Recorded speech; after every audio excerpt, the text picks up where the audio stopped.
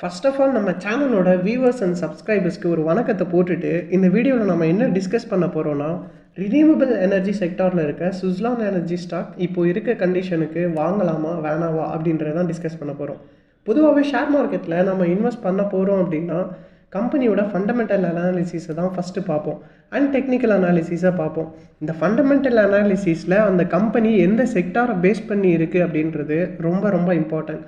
So செக்டாரை பற்றின knowledge நமக்கு நிறைய இருக்கணும் அண்ட் அதை பற்றி நல்லாவே தெரிஞ்சிருக்கணும்.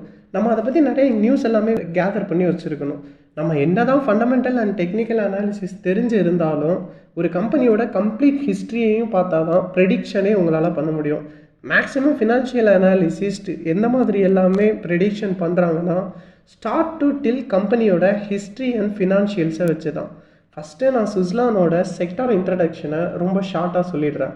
பவர் செக்டார்லேயே ரினியூவபிள் எனர்ஜின்னு ஒரு செக்டார் இருக்குது. ரினியூவபிள் எனர்ஜினா என்னென்னு தெரியுமா? தெரியாதவங்க தெரிஞ்சுக்கோங்க. இப்போ இருக்க தெர்மல் பிளான்ட் எல்லாம் பார்த்தீங்கன்னா கோலை வச்சு தான் ரன் ஆகும்.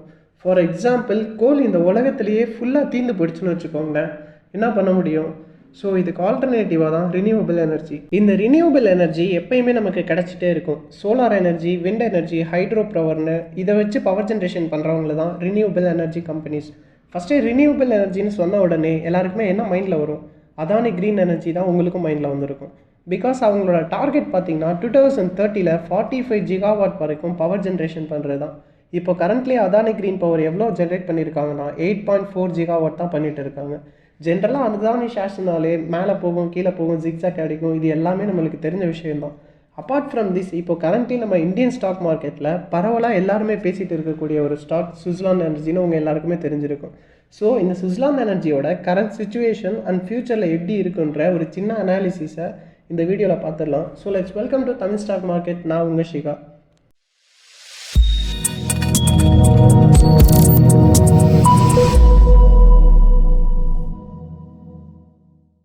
இன்றைக்கு மார்க்கெட் ரேட்டுக்கு இட் மீன்ஸ் இந்த வீடியோ கண்டென்ட் பண்ணிட்டு இருக்கும்போது சுஸ்லான் எனர்ஜி ஸ்டாக்கோட ரேட் பார்த்தீங்கன்னா 43.14 ருபீஸ்க்கு இருக்குது.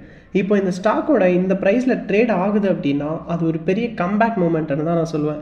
பிகாஸ் சுஸ்லானோட பேக்கெண்டில் பார்த்தீங்கன்னா ஒரு பெரிய ஹிஸ்ட்ரியே இருக்குது. இந்த ஹிஸ்ட்ரி எல்லாமே தெரிஞ்சு அனாலிசிஸ் பண்ணலாம் தான் இது நம்ம இப்போ வாங்குறதா இல்லை லாங் டேர்முக்கு ஹோல்டு பண்ணுறது சேஃபாக இருக்குமா அப்படின்றதெல்லாம் நம்ம பார்க்க முடியும். இப்போ எல்லாரும் பேசிகிட்டு இருக்கிறது என்னென்னா சுஸ்லான் ஒரு அப்பர் சர்க்கியூட்டில் போயிட்டுருக்க ஸ்டாக்னு தான் சொல்கிறாங்க. அண்ட் இப்போ சுஸ்லானை எல்லாருமே பை பண்ணலாம் அப்படின்றது மட்டும் தான் சொல்லிட்டு இருக்காங்க. பட் இதோட பேக்கெண்டில் இருந்த ப்ராப்ளம்ஸையோ இல்லை இருக்க போகிற ப்ராப்ளம்ஸையோ வந்து யாருமே பேசுகிறதே இல்லை. பட் நீங்கள் இன்வெஸ்ட் பண்ண போகிறீங்க அப்படின்னா இப்போ 43 ருபீஸ் இன்றைக்கி பண்ணுறீங்கன்னா அந்த 43 ருபீஸ்ன்றது உங்களுக்கு 4 ருபீஸ் ஆகிறதுக்கும் சான்சஸ் இருக்குல்ல. அதை பற்றி நீங்கள் யோசிச்சிருக்கீங்களா? கேட்கவே ஷாக்கிங்காக இருக்குல்ல. பட் சுஸ்லானோட பாசிட்டிவ் நெகட்டிவ் ரெண்டுமே தான் இந்த வீடியோவில் பார்க்க போகிறோம். டீட்டெயில்ஸ் ஸ்கிப் ஆகாமல் இருக்க நீங்களும் ஸ்கிப் பண்ணாமல் பாருங்கள். 2007 400 ருபீஸ் பக்கம் இந்த ஸ்டாக் ட்ரேட் ஆகிட்டு இருந்திருக்கு. ஆனால் இப்போ இந்த ஸ்டாக்கோட ரேட் பார்த்தீங்கன்னா 43 ருபீஸில் தான் ட்ரேட் ஆகுது. அப்போது அதோட ப்ரைஸ் ஃபால் எந்த அளவுக்கு இருக்குன்னு நீங்களே பார்த்துக்கோங்க. அப்போது 2007 லாங் டேர்முக்கு ஹோல்டு பண்ணலாம் அப்படின்னு சொல்லிட்டு இந்த ஸ்டாக்கை ஒருத்தர் வாங்கியிருந்தார் அப்படின்னா அவரோட இன்னைக்கு நிலைமையை நினச்சி பாருங்கள். ஃபஸ்ட்டு நம்ம இந்த ஸ்டாக்கோட கிராஷ் எப்படி நடந்தது அண்டு எந்த அளவுக்கு அதோட அஃபெக்ட் ஆச்சு அண்டு இப்போது அதோட இம்பேக்ட் இருக்கான்னு பார்த்துடலாம். ஃபஸ்ட்டு ரீசன் அக்யூஷன் ஆஃப் ஏ இவங்க 2007 RE பவர் சென்வியான் அப்படின்ற ஒரு ஜெர்மன் கம்பெனியை வாங்கியிருக்காங்க. இந்த கம்பெனியை அக்காம்ப்ளிஷ் பண்ணுறதுக்காக சுஸ்லான் எனர்ஜி நிறைய டெப்ட்ஸ் வாங்கியிருக்காங்க. ஸோ இதுக்காக டூ மச் ஆஃப் FCCBயை எடுத்திருக்காங்க. கிட்டத்தட்ட மோர் தென் 8,000 crores கடன் ஆகுது. அண்ட் ஃபைனலி அந்த RE பவர்ன்ற கம்பெனியை சென்டர் பிரிட்ஜ் பார்ட்னர்ஸ்னு ஒரு அமெரிக்கன் கம்பெனிக்கு சேல்ஸ் பண்ணிட்டுறாங்க. இதில் சுஸ்லான் எனர்ஜிக்கு ஒரு பெரிய லாஸ் ஆகிடுது.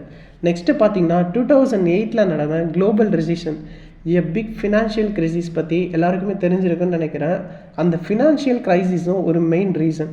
ப்ராஜெக்ட் ஆர்டர் எக்ஸிக்யூஷன்லேயுமே பார்த்தீங்கன்னா இவங்களுக்கு நிறைய ஸ்ட்ரகிள்ஸ் இருந்திருக்கு.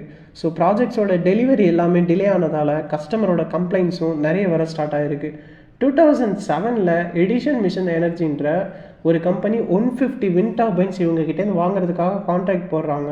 பட் அந்த கான்ட்ராக்டும் சடனாக கேன்சல் ஆகி போயிடுது. குவாலிட்டிலையும் இவங்களுக்கு இஷ்யூஸ் இருந்ததால் இந்த கம்பெனி ஒன்றும் பெரிய அளவில் ரீச்சே ஆக முடியல. இதெல்லாம் ஒரு பக்கம் இருக்க, October 1, 2022 சுஸ்லானோட founder and one of the promoter mister Tulsi Tanti அப்படின்ற ஒரு கார்டியக் அரெஸ்ட்டில் இறந்து போயிடுறாரு. இவரோட டெத்து அவங்க மேனேஜ்மெண்ட்லேயே ஒரு பெரிய ரீபொசிஷனிங்கை க்ரியேட் பண்ணுது. இப்படி கம்பெனியில் எல்லாமே நெகட்டிவாக நடந்துகிட்டு இருக்கும்போது அவங்களோட ஸ்டாக் ப்ரைஸ் 2020 இன்னுமே ஃபால் ஆகி 9 rupeesக்கு ட்ரேட் ஆக ஆரம்பிக்குது.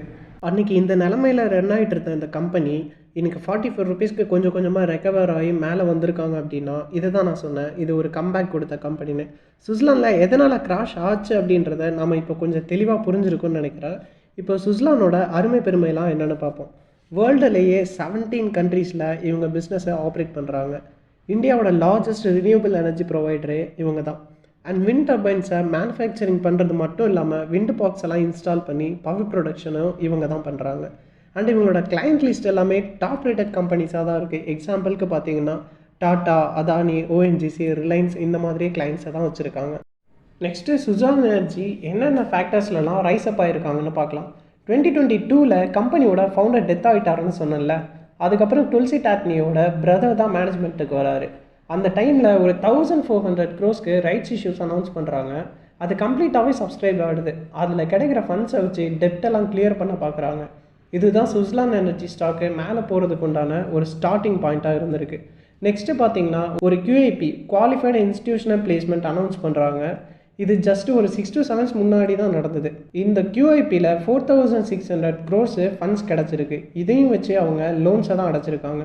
ஸோ ஆல்மோஸ்ட் கம்பெனி ரெக்கவர் ஆகிட்டு டெப்ட் ஃப்ரீயாக மாறிடுறாங்க. இவங்களோட லோன் 2020 13,000 crores இருந்தது, இப்போ 2,000 crores கம்மியாக இருக்குது. ஸோ எந்த அளவுக்கு டெப்டை ரீபேமெண்ட் பண்ணியிருக்காங்கன்னு பார்த்துக்கோங்க.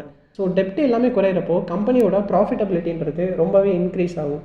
கம்பெனிக்கு நல்ல ஃப்யூச்சர் க்ரோத் இருக்கிறதுக்கு இதுவும் ஒரு ஃபேக்டராக இருக்குது. நெக்ஸ்ட்டு இவங்க இந்தியாவிலேயே லார்ஜஸ்ட் விண்ட்மில் மேனுஃபேக்சராக இருந்தாலும் இவங்க ஜஸ்ட் மேனுஃபேக்சராக மட்டும் பண்ணி சேல்ஸ் மட்டும் பண்ணுறது கிடையாது. விண்டு மில்லுக்கான சர்வீசஸ் அண்ட் மெயின்டெனன்ஸையும் இவங்க ப்ரொவைட் பண்ணுறத ஒரு கம்ப்ளீட் பேக்கேஜ் சேல்ஸாக பண்ணிகிட்டு இருக்காங்க. இவங்க இந்த மாதிரி மெயின்டெனன்ஸ் மட்டும் பண்ணுறதில்ல, விண்டு பார்க் அப்படின்னு சொல்லிட்டு அவங்களே இன்ஸ்டால் பண்ணிவிட்டு அதை மெயின்டைன் பண்ணிவிட்டு கஸ்டமருக்கு பவர் ஜென்ரேஷன்லாம் பண்ணி கொடுத்துட்ருக்காங்க. ஸோ அதுலேயுமே பார்த்திங்கன்னா இவங்களுக்கு சேல்ஸ்ன்றது ரொம்ப அதிகமாகவே நடக்குது. இந்த மாதிரி இருக்கும்போது இவங்க சேல்ஸ் அண்ட் ஆர்டர்ஸ் எல்லாமே அதிகமாகிறதுக்கு வாய்ப்பு இருக்குது. நீங்கள் நினைக்கலாம் சுவிட்சர்லாண்டில் இவ்வளோ பெரிய சூப்பராக இருக்கே அப்படின்னு சொல்லிட்டு, பட் இதுலேயுமே பார்த்தீங்கன்னா நெகட்டிவ்ஸ் எல்லாமே இருக்குது. அதையெல்லாம் நம்ம ஸ்டெப் பை ஸ்டெப்பாக பார்க்கலாம். இந்த கம்பெனி ரினியூவபிள் எனர்ஜி செக்டாரில் இருந்தாலும் சோலார் பவர் கூட கம்பேர் பண்ணும்போது இதோட இன்வெஸ்ட்மெண்ட் அப்படின்றது விண்டு மில்லை பொறுத்தளவுக்கு கொஞ்சம் அதிகமாகவே தேவைப்படும். ஃபார் எக்ஸாம்பிள் சோலார் எனர்ஜிக்கு 1 GW பவர் ஜென்ரேஷன் பண்ணுறதுக்கு 4 to 5 crores ஆகுது அப்படின்னா இதுக்கு 6 to 7 crores விண்டு மில்க்கு செலவாகும். ஸோ மேக்ஸிமம் சோலார் எனர்ஜியை கம்பேர் பண்ணும்போது விண்டு மில் அப்படின்றது கொஞ்சம் ப்ரிஃபரன்ஸ் கம்மியாக தான் இருக்குது. சோலார் எனர்ஜியை தான் எல்லாருமே ப்ரிஃபரன்ஸ் பண்ணுவாங்க. ஸோ விண்டு மில்க்கு ஸ்கோப் அப்படின்றது இல்லாமல் போகிறதுக்கும் வாய்ப்பு இருக்குது. ஷேர் ஹோல்டிங் பேட்டர்ன்ஸ் எல்லாம் பார்த்தீங்கன்னா 14% தான் ப்ரொமோட்டர்ஸ் வச்சுருக்காங்க. 75% ஆஃப் ஸ்டாக்ஸை பப்ளிக் தான் ஹோல்டு பண்ணிகிட்டு இருக்காங்க. நெக்ஸ்ட்டு இவங்க டிஐஎஸ் எல்லாமே பார்த்தீங்கன்னா அவங்க ஸ்டாக்ஸ் எல்லாத்தையுமே சேல் பண்ணிட்டு தான் போயிட்டு இருக்காங்க. ப்ரொமோட்டர்ஸும் அவங்க ஹோல்டிங்ஸ் எல்லாத்தையுமே ப்ளெஜ் பண்ணி தான் வச்சுருக்காங்களே தவிர அதுவும் அன்பிளஜ்டாக கிடையாது. ஸோ இதுவுமே ஒரு பெரிய நெகட்டிவாக நான் பார்க்குறேன். ஷேர் ஹோல்டிங்ஸ் இந்த சைடில் இருந்தாலும் ஸ்டாக்கோட ப்ரைஸு எந்த ரேஞ்சில் இருக்குன்னு ஒரு செக் பண்ணி பார்த்துடலாம். ஸ்டாக்கோட ப்ரைஸ் நம்ம ஆல்ரெடி சொல்லியிருந்தோம் 43.14 rupees இருக்குது. இதோட இன்ட்ரெஸ்டிக் வேல்யூ பார்த்தீங்கன்னா 24.61 rupees இருக்குது. ஸோ இது ஸ்டாக்கை விட கம்பேர் பண்ணும்போது 45% ஓவர் வேல்யூடாக இருக்குது. ஸோ ஸ்டாக் அதோட ப்ரைஸில் ஓவர் வேல்யூவாக ட்ரேட் ஆகிறதே நெகட்டிவ் தான். நெக்ஸ்ட்டு ஸ்டாக் அதோட புக் வேல்யூலேருந்து 17.5 times பார்த்தீங்கன்னா ஹை ட்ரேடில் ஆகிட்டுருக்கு. ஸோ இதுவுமே ஒரு நெகட்டிவாக நான் பார்க்குறேன். காம்பவுண்டட் சேல்ஸ் க்ரோத் பார்த்தீங்கன்னா 10 yearsல -11%, 5 yearsல -6%, 3 yearsல 26% இருக்குது. ஸோ இப்போ நெகட்டிவில் இருந்தாலும் பாசிட்டிவ் க்ரோத்துக்கு போயிருக்காங்க. அண்ட் எகெயின் நெகட்டிவ் ஆகிறதுக்கு உண்டான வாய்ப்பு இருக்கிறது எனக்கு நல்லாவே தெரியுது. இன்றைக்கி ரேஞ்சுக்கு நீங்கள் சுவிட்சர்லாந்து ஸ்டாக்கை 40 rupees ஆவரேஜ் ப்ரைஸ்க்கு வாங்கினீங்கன்னா கம்பெனியோட இன்எஃபெக்டிவ்னஸ்னால உங்கள் இன்வெஸ்ட்மெண்ட் 4 rupees கூட ஆகலாம். ஒரு எஃபெக்டிவான க்ரோத்தை இதே மாதிரி இந்த கம்பெனி பண்ணினாங்கன்னா இன்றைக்கி நீங்கள் பண்ணுற 40 rupees இன்வெஸ்ட்மெண்ட் அப்படின்றது 400 rupees ஆகலாம். Everything is based on companies பர்ஃபார்மன்ஸில் தான். ஆல்ரெடி சுவிட்சர்லாண்டோட ஸ்டாக் உங்கள் போர்ட்ஃபோலியோவில் இருந்தால் ஆவரேஜ் பை ப்ரைஸ் என்னன்றதை கமெண்ட்டில் சொல்லுங்கள், நானும் பார்த்து தெரிஞ்சுக்கிறேன். இப்போ நம்ம சுவிட்சர்லாண்டில் இருக்க negative side and positive side ரெண்டையுமே சொல்லியிருக்கோம். ஸ்டாக்கோட performance, company history and holdings பற்றி தான் சொல்லியிருக்கோம். ஸ்டாக்கோட கம்ப்ளீட் ஃபண்டமெண்டல் அனாலிசிஸ் அண்ட் ஃபினான்ஷியல்ஸை பற்றி நம்ம டீப்பாக எதுவுமே இந்த வீடியோவில் பார்க்கல. இன்கேஸ் உங்களுக்கு ஃபண்டமெண்டல் டீட்டெயில்ஸ் வேணும் அப்படின்னா கமெண்ட்டில் கேளுங்க, நம்ம வேணால் இன்னொரு வீடியோவாக மேக் பண்ணிக்கலாம். அண்ட் இந்த வீடியோவில் சொல்லியிருக்க எல்லாமே என்னோடய ஓன் ஒப்பீனியன் அண்ட் அனாலிசிஸ் தானே தவிர எந்த விதமான ஸ்டாக் ரெக்கமெண்டேஷன் இன்வெஸ்ட்மெண்ட் அட்வைஸ் கிடையாது. நான் ஒரு எஜுகேஷனல் மென்டார் தானே தவிர செபி ரிஜிஸ்டர்ட் அட்வைசர் இல்லை அப்படின்ற டிஸ்க்ளைமரையும் நான் தெளிவாக அதில் சொல்லிக்கிறேன். நம்ம சேனலோட கண்டென்ட் பிடிச்சிருந்துச்சுன்னா சப்ஸ்கிரைப் பண்ணி பெல் ஐக்கானை கிளிக் பண்ணிக்கோங்க. நெக்ஸ்ட்டு ஒரு சூப்பரான யூஸ்ஃபுல் கண்டென்ட்டில் பார்க்கலாம். டாடா பாய் பாய். நான் உங்கள் ஷிகா.